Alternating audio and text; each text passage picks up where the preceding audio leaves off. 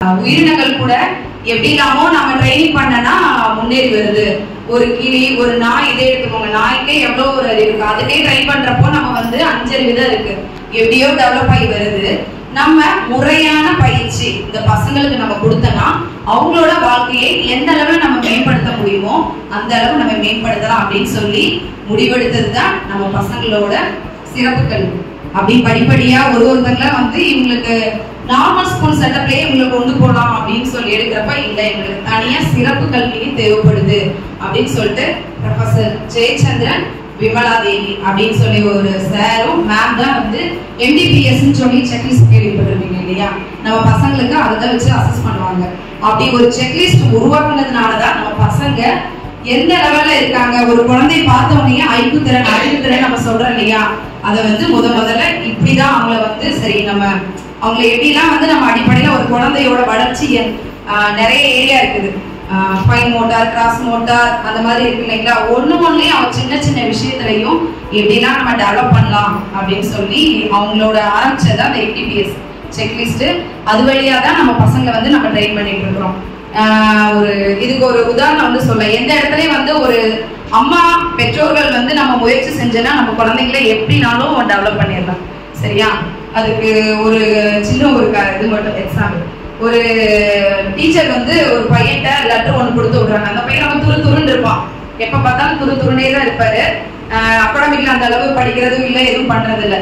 ஒரு லெட்டர் மட்டும் இதை போய் உங்க அம்மாட்ட கொடுத்துரு அப்படின்னு சொல்லி கொடுத்து விடுறாங்க.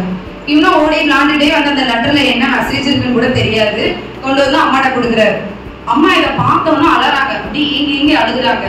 அழுதுட்டு அப்படியே உட்காடுறாங்க. அவன் கேட்கிறான், எதுக்குமா அழுகுறீங்க, என்ன என்ன அப்படின்னா, ஒண்ணு இல்லை அப்படின்னு சொல்லிட்டு அவங்க அம்மா மறுநாள்ல இருந்து அவங்க ஸ்கூலுக்கே அனுப்ப வேண்டாம். அந்த கடிதத்துல என்ன எழுதிருந்தது அப்படின்னா, உன் பிள்ளைங்க உன் பையன் மற்ற பசங்க மாதிரி இல்லை, அவன் கொஞ்சம் வித்தியாசமா இருக்கான். ஸோ அவனை ஸ்கூலுக்கு அனுப்பாதீங்க. உங்க பையனால மற்ற பசங்களோட ஆக்டிவிட்டி எல்லாம் இதா இருக்காது, அதனால நீங்க நிப்பாட்டிக்கோங்க அப்படின்னு சொல்லியிருக்கு. உடனே அந்த தாய் அங்க அந்த இடத்துல அந்த தாய், என் குழந்தையோட வாழ்க்கை இருட்டாயிடக்கூடாது, அவனுக்கு ஒரு நல்ல வெளிச்சம் கொடுக்கணும், அவன் வாழ்க்கையில நல்ல ஒரு முன்னேற்றம் வரணும் அப்படின்னு சொல்லிட்டு அந்த குழந்தைய 24 மணி நேரம் அந்த அம்மா அவன் கூடயே இருந்து அவ்வளவு சப்போர்ட் பண்ணாங்க. சப்போர்ட் பண்ணி அவரை முயற்சி செஞ்சு அவரோட வாழ்க்கையில மேலும் மேலும் முன்னேறதுக்கு வழிகாட்டினார். அவர் யார் தெரியுங்களா? அவராலதான் இன்னைக்கு நம்ம இவ்வளவு வெளிச்சமா இருக்கிறோம். Thomas Alva Edison. சரியா? அந்த இடத்துல யாரு அவருக்கு மோட்டிவேஷனா இருக்கிறாங்க? அவங்க அம்மா. ஒரு தாய் இருந்ததுனாலதான் அவரு அந்த தாய் நினைச்சிருக்கலாம், என் பையன் எப்படி சொல்லிட்டாங்களே, இவன் வாழ்க்கை இப்படிதான் அப்படின்னு சொல்லிட்டு அந்த தாய் அப்படியே இருக்கல. என் பையன் வாழ்க்கை இருட்டாக கூடாதுன்னு அந்த தாய் ஒருத்தவங்க எடுத்த முடிவுனாலதான் இன்னைக்கு உலகமே வெளிச்சமா இருக்கு. சோ அதனால ஆசிரியர்கள் எவ்வளவுதான் நம்ம ஒரு வழிகாட்டுதல் கொடுத்தாலும் அதை பெற்றோர்களாகிய நீங்கள் அதை எடுத்துக்கணும். உங்க லைஃப்ல எடுத்துட்டு இங்க என்ன கத்துக்கிற ஒரு 3 மணி நேரம் நம்ம ஸ்கூலுக்கு அனுப்பிடுறோம், அதுல அவன் கத்துக்கிட்ட ஸ்கூலுக்கு போயிட்டான் அப்படின்றதோட இல்லாம இங்க சொல்றது இல்லாம நீங்க எக்ஸ்ட்ரா கேர் கொடுக்க போய் தான் பசங்களோட லைஃப் முன்னேறும். சரியா? அந்த காலத்துல பாட்டி சேர்னா நமக்கு தெரியும் இல்லையா? இப்போ பாட்டி சேர்னா தெரியுமா? நம்ம பசங்களா பாத்ரூம் போறதுக்கு இப்போ எப்படி குழந்தை பிறந்த உடனே உட்கார வைக்கிறோம் இல்லையா? ஆன்லைன்ல ஆர்டர் போட்டா ஒரு பாட்டி சேர் அழகா. ஆனா முன்னும் அப்ப காலத்துல எப்படி இருந்தது அந்த பாட்டி சேர்? பாட்டி சேர், பாட்டி உட்கார்ந்து இருப்பாங்க, காலை இப்படி வச்சு உட்கார வைக்கிறோம் இல்லையா? அதுதான் பாட்டி சேர். அதுக்கு பேரே அப்ப இருந்துதா? முன்னோர்கள் அப்படியே ஒண்ணுன்னா கொண்டு வந்ததுதான் இப்ப பாட்டி சேர்னு ஒண்ணு வந்திருக்கு. அப்புறம் கார்னர் சீட் அப்படின்னு சொல்லி நம்ம சிபி குழந்தைங்களுக்கு இப்ப நம்ம உட்கார வைக்கிறோம் இல்லையா? அப்பெல்லாம் அப்படி கிடையாது. ஒரு அம்மா ஒரு வில்லேஜ் நாங்க சர்வே எடுக்க போறப்ப ஒரு பார்த்தது, ஒரு இந்த மாதிரி குழந்தைகள் இருக்கா அப்படின்னு கேட்க போறப்ப அந்த ஊருக்குள்ள சொல்றாங்க, ஆமாமா இப்படி ஒரு குழந்தை இருந்தது, இப்போ ஒரு 2-3 வருஷம் ஆச்சு அந்த குழந்தை படுக்கையா இருந்தது, ஆனா இப்ப நல்லா நடக்குது அப்படின்னாங்க. எல்லாரும் ஒரே ஆச்சுல, ஒரு வசதி இல்லை, இந்த ஊருக்கு போறதுக்கே அப்படியே ரொம்ப தூரம் போற மாதிரி இருக்கு, எப்படி இந்த குழந்தை நடந்ததுன்னு தெரியலையே அப்படின்னு சொல்லி நாங்க போறோம். அங்கேயும் அந்த அம்மா தான் அந்த குழந்தைக்கு கடவுளா இருக்கிறாங்க. அவங்க வீட்டோட அந்த கார்னர் இருக்குல்ல, 2 இது இருக்கு பாருங்க, அந்த இடத்துல அந்த அம்மா சொல்றாங்க, நான் பாத்திரம் விளக்கிட்டு வர வரைக்கும் என் குழந்தைய அந்த இடத்துல நான் நிப்பாட்டி, அந்த சாஞ்சு இருக்கும் பாத்தீங்களா கழுத்தோட, அப்படி நான் நிப்பாட்டி வச்சுட்டு போயிடுவேன். இப்படிதான் நான் அப்படியே பிராக்டிஸ் கொடுக்கதான் அப்படி கொஞ்சம் கொஞ்சமா என் குழந்தை நிக்க ஆரம்பிச்சிச்சு, கழுத்து நின்றுது, எல்லாமே அப்படிதான் படிப்படியா தான் நம்ம முன்னேறணும் அப்படின்றாங்க. அந்த ஒண்ணு அப்படிதான் அந்த காலத்துல இப்படிதான் போச்சு. வசதியே இல்லாத காலத்திலயும் அவங்கவுங்க குழந்தைங்களை நம்ம முன்னேற்றணும் அப்படின்னு நினைச்சா முன்னேறி வரலாம். ஆனா இன்று நம்ம என்ன பண்ணிட்டு இருக்கோம்? காலையில 9 மணிக்கு ஸ்கூலுக்கு, 9:30க்கு ஸ்கூலு. அப்படியே 2 பசங்க, எல்லாருமே 2 எல்லாம் 3 பசங்க இருக்கிறாங்க. அப்படியே ஹரிபரியா கிளம்புறோம். அப்படியே ரோபோ மாதிரி டிப் டாப்பா ட்ரெஸ் பண்ணி பேக் போட்டு அனுப்பி விடுறோம். சரி, முதல்ல எழுதுனா நமக்கு பசங்களுக்கு என்ன?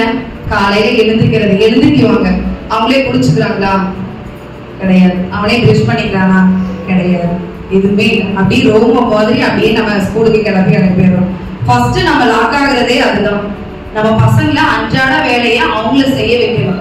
அது நம்ம செய்யறது கிடையாது. நமக்கும் வேலை இருக்கு, அவசரம் அப்படின்றதுனால நம்ம கடகடன்னு கிளப்பி அனுப்பிடுறோம். இது எந்த வயசு வரை இருக்கலாம் அப்படின்னா, ஒரு 1ல இருந்து ஒரு 5 வயசு, ஒரு அந்த வரைக்குமே நம்ம பசங்களை சரி ஓகே குழந்தை தானே நம்ம ட்ரெயின் பண்ணலாம், நம்ம சரி குழந்தை சின்ன குழந்தைன்னா ஒரு 6 வயசு அப்படின்றப்போ நம்ம அவங்கள தனியா விடணும். நம்ம தனியா விட்டு நீ பண்ணுன்னு சொல்லுவோம். ஆனா அந்த மாதிரி யாருமே நமக்கு பண்றது இல்லை. அதான் ஏன் அப்படி பண்ணாம விடுறதோட விளைவு தான் நமக்கு அப்படியே போயிட்டே இருக்கு. இதெல்லாம் நம்ம பண்ணாம இருக்காம பண்ணிட்டே இருக்கணும். பசங்களுக்கு டெய்லி நம்ம உன் வேலையை உன் பிரஷ் காலையில எழுந்திருக்கிறதுல இருந்தே நம்ம சொல்லணும், எழுந்துரு, உன்னோட பெட்டை நீயே ரோல் பண்ண. நம்ம இதெல்லாம் நம்ம கரெக்டா சரியான முறையில பண்ணிட்டு வந்தாதான் நாளை அவங்களோட நாளை உள்ள காலத்துல நம்ம அவங்கள சிறப்பா கொண்டு போக முடியும். இப்போ நம்ம இந்த ஸ்கூல்ல வரைக்கும் இப்போ ஒரு 1.5 வருஷம் ஆகுது. நான் இங்க பார்த்த வரைக்கும் பார்த்தேன்னா நம்ம பசங்க ஒரு 3 ஏரியாவில் ரொம்பவே லாக்கா இருக்காங்க. அந்த லாக்கா இருக்கிறதுனாலதான் அவங்களுக்கு மேலும் அவங்க லைஃப் இன்னும் கொண்டு போறதுக்கு கஷ்டமா இருக்கு. First ADL. ஏடிஎல் அப்படின்னா என்ன? டெய்லி ரொட்டீன், சரிங்களா? Daily activity for daily living. அவங்களோட டெய்லி ஆக்டிவிட்டிஸ் இருக்கு இல்லைங்களா? அதான் காலையில எழுந்திருக்கிறது, பிரஷ் பண்றது, இது எல்லாமே லாக்கா இருக்கு. அன்றாட வேலையெல்லாம் அவங்களே செய்ய விடணும். அதை நம்ம செய்யாம தடுக்கிறதுனோட விளைவுதான் இப்படி. காலையில எழுந்தோம்னா அவன் படுக்கை அவனே மடிச்சு வைக்க சொல்றோமா? அது கிடையாது. அதை நம்ம இன்னும் திரும்ப பண்ண வைக்கணும். ஒரு டைம் டேபிள் ஃபர்ஸ்ட் நம்ம வீட்டுல நம்ம போட்டுட்டு பசங்களை காலையில பார்த்து அலாரம் அடிச்சா, ஆனா இங்க எல்லாருக்குமே தெரியும், பெல் அடிச்சோம்னா கரெக்டா இந்த பெல் பிரேக்குக்கு தான், இந்த பெல் லஞ்சுக்கு தான் நாங்க சொல்ல தேவையில்ல, அவங்களுக்கே தெரியும். அது மாதிரி உங்க வீட்டுல ஒரு டைம் டேபிள் போட்டி வச்சு அவங்களுக்கு என்ன பிடிக்குமோ, ஒரு ஸ்டிக்கர் பிடிக்குது அப்படின்னா அதை பிடிக்க வச்சிருக்க பாரு. காலையில 6 மணிக்கு எழுந்துட்டியா, நீ எழுந்த உடனே ஃபர்ஸ்ட் என்னது? பெட்ஷீட்டை நீயே ரோல் பண்ணணும், அதை ரோல் பண்ணு அப்படின்னு சொல்லுவாங்க. அடுத்தது என்னது? எழுந்த உடனே பாத்ரூம் போறது. நிறைய பசங்களுக்கு இப்போ அதுதான் கஷ்டப்படுறாங்க. பாத்ரூம் அந்த விஷயத்துல உட்காரதுக்கே நிறைய பேருக்கு தெரியல. அந்த முதல்ல உங்க வீட்டுல அந்த சிட்டிங் இதோ நீங்க வளர்த்துக்கணும். டாய்லெட் இப்ப வெஸ்டர்ன் டாய்லெட் இருக்கிறதுனால எல்லா இடத்துலயுமே வெஸ்டர்ன் டாய்லெட் இருக்குமோ அப்படின்றது நமக்கு தெரியாது. சோ அதனால நீங்க ஃபர்ஸ்ட் முட்டி போட்டு பசங்களை நிக்க வைங்க. நிக்க வைக்கிறப்போ அவங்களுக்கு அந்த ஒரு கவுண்ட் கொடுங்க. முதல் நாள் பசங்க உட்கார மாட்டாங்க. ஒரு கம்பி சப்போர்ட்டுக்கு இருக்கு, இந்த ஜன்னல் இருக்கு அப்படின்னா அந்த ஜன்னலை பிடிச்சிட்டு உட்கார வைங்க. உட்கார வச்சு முதல் நாள் ஒரு 5 கவுண்ட் வரை கொடுங்க. அதுக்கப்புறம் ஒரு 10 கவுண்ட் கொடுங்க. கொடுத்ததுக்கு அப்புறம் அவங்க கொஞ்சம் கொஞ்சமா அப்படி படிப்படியா போவாங்க. எல்லாத்துக்குமே ஒரு மாடல் தான் ஃபர்ஸ்ட். ஒரு அவங்க வீட்டுல சின்ன பசங்க இருக்காங்கன்னா எடுத்துக்கோங்க. சின்ன பசங்க இருக்காங்கன்னா அக்காவை பாரு, தம்பி பாரு எப்படி பிரஷ் பண்றான் பாரு, அவன் பிரஷ் எடுக்கிறான். நம்ம ஈஸியா சொல்லிடுவோம் பிரஷ் பண்ணு அப்படின்னு சொல்லி. ஆனா அதுவே அவங்களுக்கு ஒரு டாஸ்கா இருக்கும். அந்த இருக்கிற பிரஷ்ல அவன் பிரஷ் எதுன்னு தெரியறதே அவனுக்கு ஒரு பெரிய விஷயமா இருக்கும். முதல்ல ஐடென்டிபிகேஷன் பண்ண வைக்கணும். அவன் பிரஷ்ஷை எடுக்கணும், இந்த கையில பிரஷ்ஷை பிடிச்சிட்டு இதுல பேஸ்ட் போட சொல்லணும். அதுவும் அவனுக்கு ஒரு பெரிய டாஸ்கா இருக்கும். அதனால எல்லாத்துக்குமே நம்ம முதல்ல ஒரு மாடலா வச்சுட்டு நம்ம அவனை பண்ண வைக்கணும். பேஸ்ட் போடு, பிரஷ் பண்ணு. ஒரு எதுவுமே எடுக்கிறப்ப ஒரு சின்னதா தான் தெரியும் நமக்கு. ஒரு வாரத்துக்கு நம்ம சொல்லி கொடுப்போம். ஒரு வாரம் நான் சொல்லி கொடுக்குறேன், இவன் இப்படிதான் பண்ணிட்டு இருக்கான், என்ன பண்றது அப்படின்னா இது எல்லாமே அப்படிதான். நமக்கு நம்ம பசங்களை பொறுத்த வரைக்கும் எல்லாமே ஷார்ட் டைம் கோலா முடியவே முடியாது. எல்லாமே லாங் டைம்ல தான் போகும். அதுவும் ஏடிஎஸ் ஸ்கில் எல்லாம் நம்ம சோர்வே ஆகக்கூடாது. பேரண்ட்ஸ் ஆனா நீங்க எப்பவுமே டயர்ட் ஆகக்கூடாது. சின்ன சின்ன விஷயத்த கூட என்ன இவ்வளவு சொல்றேன்னு உனக்கு தெரியலையா அப்படின்னு கேட்க கூடாது. அதுதான் அவன் பிரச்சனையே. அதை நீங்க ஃபர்ஸ்ட் புரிஞ்சுக்கணும். நம்ம பையனுக்கு சொல்றது ஒருத்தங்களுக்கு இப்போ இவனுக்கு ஒரு 2 தடவை சொல்லி கொடுத்தா புரியும் அப்படின்னா இவனுக்கு 10 தடவை 20 தடவை, ஒரு சிலருக்கு 50 தடவை கூட போகலாம். 1 மாசத்துல கத்துக்குவான், 2 மாசத்துல கத்துக்குவான், ஒருத்தர் 3 மாசம், ஒருத்தர் 1 வருஷம் கூட ஆகும். ஸோ அதுக்கு ஏத்த மாதிரி நீங்க ப்ராக்டிஸ் கொடுத்துக்கிட்டே இருக்கணும். எல்லாத்துக்குமே மாடல் தான். நம்ம மாடல் எடுத்துட்டு நீங்க ஒரு பொம்மையவே எடுத்துக்கோங்க. முதல்ல அவங்க கிட்ட உட்கார வச்சு ஒரு குழந்தையோட பொம்மை எடுத்துட்டு பாரு, இந்த குழந்தையோட கண் எங்க இருக்கு, மூக்கு எங்க இருக்கு, வாய் இருக்கு, அப்படி பாடி பார்ட்ஸ்ல இருந்து ஒன்னொன்னா அப்படி ஆரம்பிச்சுட்டு பிரஷ் எடுக்கிறியா, நீ பாப்பாவுக்கு பிரஷ் பண்ணி பார்க்கலாம், அந்த குழந்தைக்கு ஒரு மாடல் காட்டுங்கம்மா, அவங்க பண்ணுவாங்க. அந்த குழந்தைக்கு பண்ற மாடல் தான் திரும்ப அவங்களுக்கு போகும். சரி பாரு, இந்த மாதிரி தான் நீயும் உன் லைஃப்ல பண்ணிக்கணும் அப்படின்னு சொல்லுவோம். இங்க ஃபைன் மோட்டார் டெவலப்புக்காக நாங்க நிறைய விஷயங்கள் பண்ணிட்டு இருக்கோம் பசங்களுக்கு. உண்டியல் போடுறது, காயின் போடுறது, அதெல்லாம் கிளிப்பு போடுறது. அந்த மாதிரி நீங்க வீட்டுல இதோட இல்லாம வீட்டுல நீங்களா பண்ண வைக்கலாம். என்னது, கீரை கிள்ள வைக்கிறது, புதினா கிள்றது, அதெல்லாம் ஃபைன் மோட்டார் எந்த அளவுல பசங்களுக்கு டெவலப் ஆகுதோ அந்த அளவுல தான் வந்து பசங்களோட அடுத்த ஸ்கில். ரைட்டிங் நம்ம போறோம், எழுதணும், எடுத்த எல்லாருக்குமே முதல்ல ஒரு ஆசை இருக்கும், என் குழந்தை வந்து எழுதணும் அப்படின்னு சொல்லுவோம். அந்த எழுதணும் பென்சிலை பிடிக்கணும் அப்படின்னா முதல்ல ஃபைன் மோட்டார் இது வந்து நல்லா டெவலப் இருக்கும். அதுக்காக தான் அந்த ப்ரீ ஸ்கில்னு நம்ம சொல்லுவோம். சரிங்களா, முன்ன ஒரு ஸ்கூலுக்கு நம்ம இப்போ அட்மிஷன் போட்ட உடனே நம்ம வந்து குழந்தை எடுத்த உடனே எழுதிடாது. முதல்ல வந்து எல்லாமே ட்ரேசிங் தான் இருக்கும், முதல்ல பார்த்து அப்படி போடுறது தான் இருக்கும். அதே மாதிரி தான் ஒரு குழந்தை எழுதுறதுக்கோ எல்லாம் ஆரம்பிக்கிறதுக்கு முதல்லயே அந்த ஃபைன் மோட்டார் நல்லா இருந்தா மட்டும்தான் மற்றவங்களுக்கு இதாகும். நீங்க வீட்டுல வந்து இந்த கீரை கிள்றது, புதினா கிள்றது, ட்ரெஸ் காய போட்டாங்க அப்படின்னா அந்த கிளிப்பு போட சொல்லுங்க. அவங்களே அவங்க ட்ரெஸ்ஸுக்கு கிளிப்பு போடுறது, அவன் ட்ரெஸ் அவனே எடுத்துட்டு வர சொல்றது, எடுத்து மடிச்சு வைக்க சொல்லுங்க. நிறைய பசங்க பட்டனே இன்னும் போட தெரியல. நம்ம அந்த ஒரு நம்ம பிரெயின் வளர்ச்சின்றது வந்து குழந்தைங்களுக்கு ஒரு 5 பிறந்ததுல இருந்து ஒரு 6 வயசுக்குள்ளன்றது வந்து 95%. சரிங்களா, அப்பதான் வந்து அதிகமா இருக்கும். நம்ம எந்த அளவு அப்போ நம்ம சொல்லி கொடுக்குறோமோ அப்பதான் அவனோட பிரெயினோட வளர்ச்சி வந்து அதிகமா இருக்கும். நம்ம அப்பெல்லாம் வந்து இது குழந்தையே, என் பையன் சின்ன பையனா இருக்கே, குழந்தை தானே, இது தெரியாத குழந்தைன்னு சொல்லி நம்ம அப்போ ஃபுல்லா நம்ம லாக் பண்ணிட்டோம். எதுவுமே விட சரி குழந்தை தானே. ஒரு வெளியில வந்ததுக்கு அப்புறம் தான் நமக்கு தெரியுது, ஒரு ஸ்கூலுன்னு சேர்த்ததுக்கு அப்புறம் தான் அதுக்குள்ள கஷ்டம்லாம் தெரியுது. அடடா, நம்ம வந்து ஆரம்பத்திலேயே வந்து நம்ம கண்டுக்காம விட்டுட்டோமோ அப்படின்னு சொல்லி எப்ப ஃபீல் பண்றோம்? ஒரு 10, 15, 20 வயசுக்கு மேலதான் ஒரு அம்மா வந்து ஃபீல் பண்றோம், என்னையாலே வந்து இவனை குளிக்க வைக்கிறது கஷ்டமா இருக்கு அப்படின்னு தெரியுது. நம்ம குழந்தைங்க வந்து வெளியில போய் ஸ்கூலு அப்படின்னு போறப்பதான் அவன் சாப்பிடுற ஸ்கில்லு, பாத்ரூம், அப்ப அந்த மிஸ் சொல்ற வரைக்கும் நமக்கு அந்த குழந்தை நம்ம குழந்தை தான், நம்ம வீட்டை பொறுத்த வரைக்கும் நம்ம குழந்தை தானே அப்படின்றது தெரியும். ஒரு குழந்தை பாத்ரூம் போயிட்டு நம்ம வீட்டுல அப்படி ட்ரெஸ் இல்லாம வர்றது நமக்கு ஒரு பெரிய விஷயமா தெரியாது. ஆனா நீங்க வீட்டுல அதை வந்து ஸ்டாப் பண்ணீங்க அப்படின்னா அந்த குழந்தை இங்கே வந்து அதை பண்ணாது. நீ வீட்டுல இருந்து நீ வீட்டுல இருக்கிறப்பவே வந்து இல்ல நீ பாத்ரூம் போறப்ப வந்து ட்ரெஸ்ஸை கழட்டிட்டு உள்ள போயிட்டு வெளியில தான் வரணும் அப்படின்னு நீங்க பிராக்டிஸ் பண்ணணும். அப்படி பிராக்டிஸ் பண்ண போய் தான் இங்கே வரும். நீ குளிக்க போற அப்படின்னா உனக்கு குளிக்கிறதுக்கு என்னெல்லாம் தேவையான பொருள் அதை நீ தான் எடுத்துட்டு போகணும். நீங்க வந்து பேசணும் குழந்தைகிட்ட, என்னென்ன பொருள் தேவை. இப்ப குளிக்க போலாமா, நிறைய பேர் இப்ப நம்ம பேசுறதே இல்லை. காலையில ஸ்கூலுக்கு வராங்க, ஈவினிங் போறாங்க, ஹோம்ஒர்க் கொடுத்தா பண்ண வைக்கிறோம், அதை கை பிடிச்சி எழுத வைக்கிறோம். சரி ஏதோ ஒண்ணு ஹோம்ஒர்க் முடிச்சுட்டான், அடுத்தது என்ன பண்ணுவேன் அப்படின்னு கேட்டா என்ன பண்ணுவாங்க? என்ன டிவி பார்ப்பாங்களா? அடுத்தது போனு, ஏதாவது பொம்மையை வச்சு விளையாடுவாங்க. அது எல்லாமே வந்து மிஷின் அந்த மாதிரிதான். அதுங்கதான் பேசுமே ஒழிச்சு நம்ம குழந்தைங்க அதை அவங்க கிட்ட பேச போறது கிடையாது. அவங்களோட உணர்வுகள்லாம் நம்ம புரிஞ்சுக்கணும் அப்படின்னா பெற்றவங்களான நம்ம கூட இருக்கிறவங்க அவங்கெல்லாம் வந்து பேசணும் அவங்க கிட்ட. உன்னோட தேவை என்ன? அவன் நேரம் உட்காந்து ஒரு 2 நிமிஷம் ஒரு 10 நிமிஷம் அவங்க கூட டைம் ஸ்பெண்ட் பண்ணி பாருங்க. உனக்கு என்ன வேணும்? நம்ம ஃபேமிலி போட்டோவே எடுத்துக்கோங்க. அம்மா எங்க இருக்கு, சின்ன சின்ன விஷயம் தான், அதையே நீங்க எடுத்துட்டு இதுல அம்மா எங்க, நம்ம அக்கா எங்க, தாத்தா எங்க, அந்த மாதிரி கேளுங்க. வேற எதுவும் நம்ம இதுக்காக திங்ஸ் ரெடி பண்ணணும் அப்படின்னு எல்லாம் கிடையாது. வீட்டுல இருக்க ஃப்ரிட்ஜ்ல இருக்க ஒரு 5 காய்கறி எடுத்துக்கோங்க. எனக்கு அம்மாவுக்கு பீட்ரூட் எங்க இருக்கு எடுத்து கொடு. நம்ம எடுத்து கொடுக்குன்னு சொன்னா ஒரு சில குழந்தைங்க கொடுத்துரும். ஆனா அதை எடுத்து இதோட பேர் என்ன அப்படின்னா தெரியாது, அவங்களுக்கு நிறைய பேருக்கு தெரியாது. சோ அதெல்லாம் வந்து நீங்க உட்கார்ந்து பேசணும் குழந்தைங்க கிட்ட. வெளி இடத்துக்கு கூட்டிட்டு போகணும். நிறைய பேர் வந்து வெளி இடத்துக்கு அதான் சோசியலைசேஷனே கிடையாது. அந்த சமூகத்தோட ஒத்து போறதே இந்த பசங்களுக்கு இல்லாம போகுது.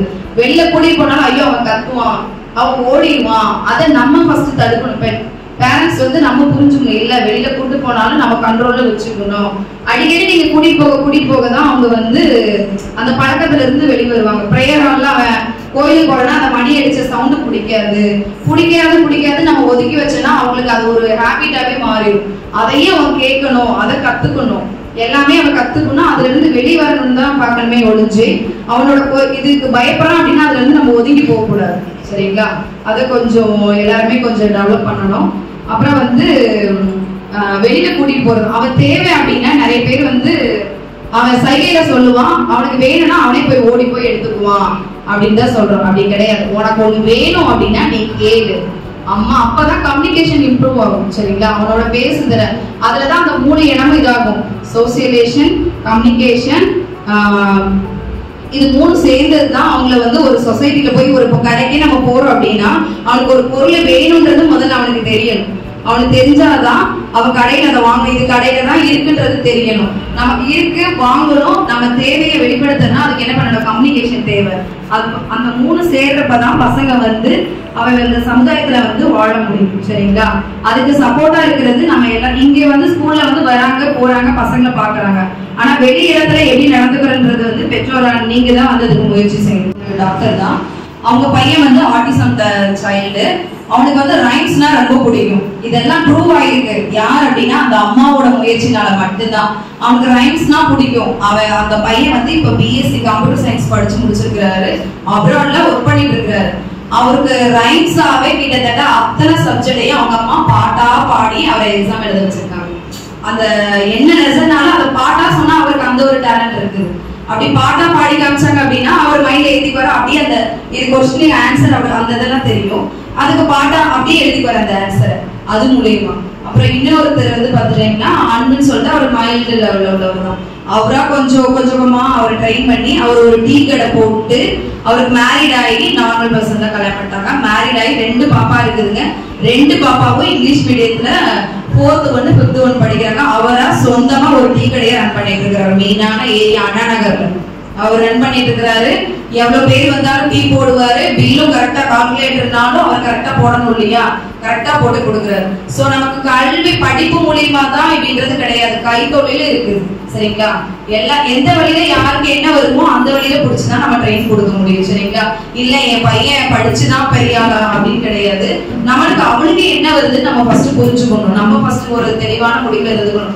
சரி, இவனை இப்படிதான், நம்ம இவனை இப்படி கொண்டு போனாதான் அவன் லைஃப்ல முன்னேற முடியும். நம்ம இருக்கிற வரை நமக்கு தெரியாது. நம்ம பாத்துக்கோ.